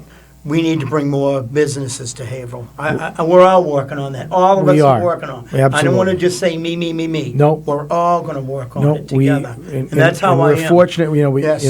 Dugan Sherwood at the Chamber Yeah. is a blessing for Haverhill because he knows about incubator companies and how to grow a one-man company almost into a real industry. Yes. And wouldn't it be nice if that, whatever the proposal's going to be for the old Western And I'm all Electric, for it. but When I heard it, Lucent, I was they're in chair. talking 1,500 And I jobs said, great. right over the Haverhill Jobs. line. And that make And- I and hope that it could works. help too, right. I really want to Yeah. see it work. So we get a lot of things, and we get some stuff in Haverhill too that's happening. Yes, and, good. you Well, know, I hope to hear more I'm, about I'm it. loving to watch Sal's 10-story building. Oh, yeah. And That's looking see, good. it look, yeah, and it's so things They're are. starting to put the steel up now. Did you notice Yeah, that? I Steel's saw it. going up, Yes. yeah. I saw it, yes. So- Now, why is that the elevators are concrete? Is that for fire and for seismic reasons? Yeah, they always start with the elevators, Yeah. and they're, And you they're notice always concrete. They're always poured concrete. Yeah, and notice that they're putting the steel. They're attaching it right around those 2 elevator shafts. Right. Yeah, it looked But like yeah. we had the mini twin towers for a while. Yeah, yeah, it did. Yeah. There you go. Yeah, Yeah, for sure. No, that was good. So we are just about out of time, Okay. Kenny. Anything Good. you want to mention about If- yourself if and your campaign? If anybody wants to get in touch with me, it's Kenny7196@netzero.com, and I'm on Facebook. So if you want to volunteer to help me out, sign locations, let me know. I won't put them up till after Labor Day unless there's a primary. If there is, they're going to go up we soon. don't know. We don't don't even know yet. So How many do you need for a primary? 19. 19 Oh, you need candidates. 19 to have a primary? It's always twice the amount that will finish. Yeah. So in the council, it's 9. 9 times 2, 18. Yeah. So if we had 18, there'd be no primary. But if you had 19 or more, Gotcha. you've got to Yeah. run a whole election just to knock off 1 or 2 Right. people. Yeah. It's too Oh, bad. there we you go. can't- But it's too who bad. knows? Too bad we can't save Well, money that day. And the for same thing tax in the mayor's dollars. race. Same too. If there's 3 people running for mayor, You have to- Right. you have to School knock committee. one off. Yeah, because there's some news there, too. Yes, exactly. Right. So we'll see what school committee is. I haven't Quiet heard yet. anybody. It's No. quiet, but Yeah, for now, that's- you know, it's still early. This is early. Yeah, compared to other years. You know, before May, things don't get going until papers come out. But Yeah. Right. they kicked off early this year. All right. So Yeah. we Thank are you. out of time, Kenny. Thank you Ken again. Quimby. Thank you for coming in. It's been a Candidate for pleasure. city council. Candidate for city I council. want to thank everybody here at the station, WHAV. You guys are great with the news and everything else. I appreciate it. Thank you, Kenny. You All right, are a thank you. gentleman. Kenny, good to All have right, you. Okay. Thank All you right. It's a pleasure. very much. All right, that's going to wrap up our 2 hours every Monday night. We do the open mic show. It goes 6 to 8, and it's just about 8 o'clock. I want to thank everybody for listening and calling in, and we'll do it again next Great Monday show. night. Bill Macek and Ralph Basiliere on the open mic show right here on WHAV 97.9 FM. Open mic. Join Bill Macek live on the Open Mic Show again next Monday night at 6. The opinions expressed on the Open Mic Show are not necessarily those of 97.9 WHAV FM, its underwriters, or affiliated stations. The Open Mic Show came to you from the Edwin V. Johnson Newsroom.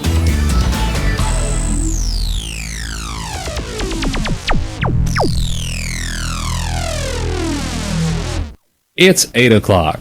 WHAV LP Haverhill.